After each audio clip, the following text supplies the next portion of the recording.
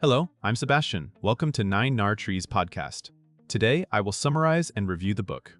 Trickle-Down Theory and Tax Cuts for the Rich by Thomas Sowell is a compact, pointed examination of two political phrases that dominate debates over taxation and inequality.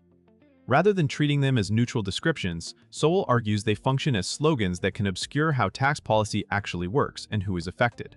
The book focuses on clarifying definitions, separating popular rhetoric from economic mechanisms, and testing common claims against historical patterns and basic incentives. It aims to show how changes in marginal tax rates influence behavior such as investment, work effort, risk-taking, and tax avoidance, and how those behavioral shifts can change the amount of revenue governments collect. In doing so, Sowell challenges the assumption that tax cuts primarily benefit only high earners, and he questions whether tax increases on top brackets reliably raise revenue or improve outcomes for lower-income groups. The result is an accessible entry point into a larger controversy designed to reframe the argument around evidence, incentives, and unintended consequences. I will give you key takeaways from this book. Firstly, political labels versus economic mechanisms. A central theme is that terms like trickle-down and tax cuts for the rich are not analytical tools, but persuasive labels. The book pushes readers to ask what specific policy is being discussed, what baseline is being used, and what measurable outcomes are expected. A reduction in marginal rates may be described as a giveaway to the wealthy, yet the real economic question is how changes in marginal incentives alter behavior and taxable activity. When the debate is framed as morality plays, it becomes easier to ignore how tax systems are structured, how deductions and exemptions interact with statutory rates, and how timing and reporting choices affect revenue. Sowell highlights that people do not passively accept new tax rules. They respond by changing how they earn, save, invest, and report income. The headline rate may change while effective rates and total revenue move differently. This topic is about moving from rhetorical conclusions to causal reasoning. Define the policy, identify the channel of impact, and then evaluate results. By treating slogans as hypotheses rather than truths, readers are encouraged to examine data, time periods, and counterexamples instead of relying on the emotional charge of a phrase.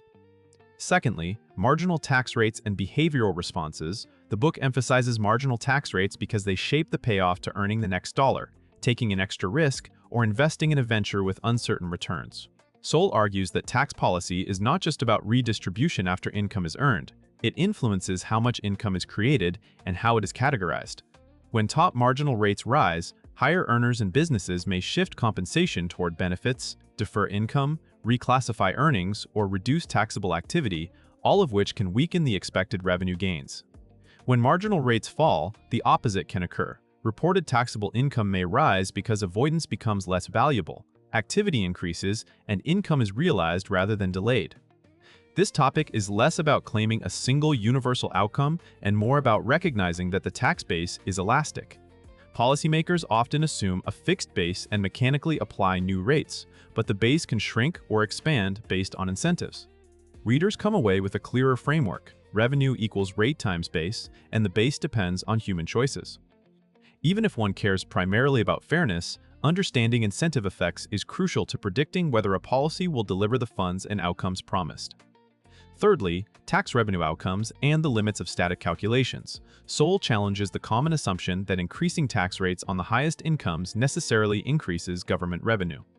The book highlights how revenue can diverge from expectations when taxpayers alter behavior, when capital gains realizations change, or when economic activity slows.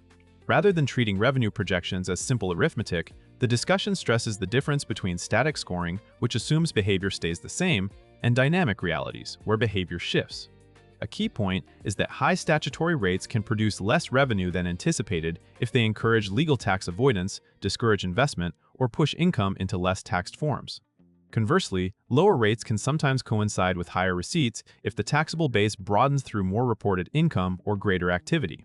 This topic also reinforces the importance of time horizons. Short-run receipts can differ from long-run patterns, and changes may be influenced by business cycles, inflation, and other policy shifts. The reader is guided toward evaluating tax claims by looking at actual collections, the distribution of the tax burden, and how the economy and reporting changed around policy adjustments, instead of relying on slogans about who is supposed to benefit.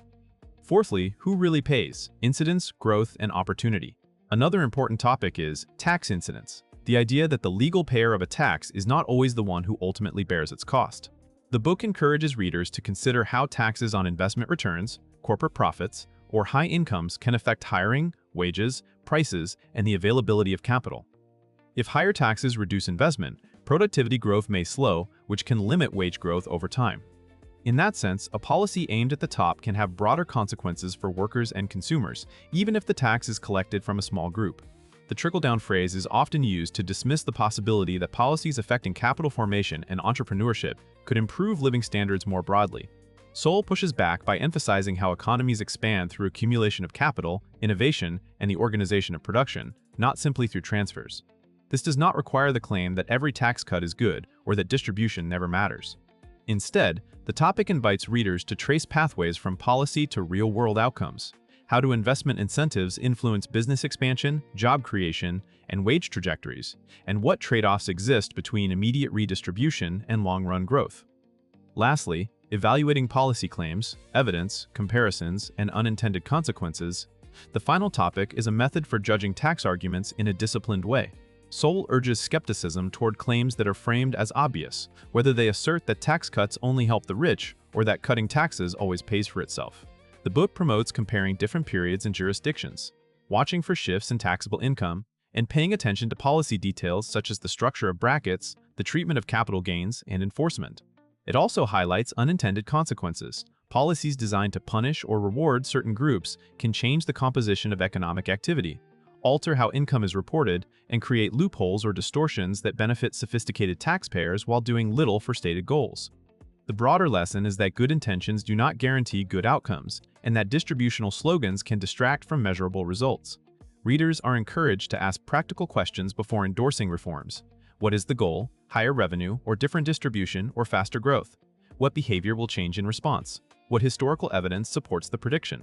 By focusing on incentives and verification, the book provides a toolkit for navigating contentious debates without being captured by politically convenient narratives. In conclusion, this book is best suited for readers who want a clearer way to think about tax debates without getting trapped in partisan catchphrases. Policy students, journalists, business owners, and voters who are tired of hearing the same slogans will benefit from its focus on definitions, incentives, and real-world outcomes. It can improve a reader's life by sharpening economic literacy. Once you understand how marginal rates shape behavior and how tax incidence works, you become better at judging proposals that affect wages, prices, jobs, and government services. Instead of reacting to emotionally loaded framing, you can evaluate what a policy is likely to do, what trade-offs it creates, and whether it matches your values. Compared with many similar books, this one stands out for its narrow, targeted mission. It does not try to be an encyclopedic public finance textbook. It aims to dismantle misleading language and replace it with testable questions. That directness makes it useful as a quick reference and conversation reset. If you want a concise argument that pushes you to separate rhetoric from mechanism and to demand evidence, it is worth buying and rereading during election seasons and budget fights. If you would like to support Thomas Sowell, you can buy the book through the Amazon link I've provided in the podcast description. After reading the book, please let me know what you think and share your thoughts. See you around.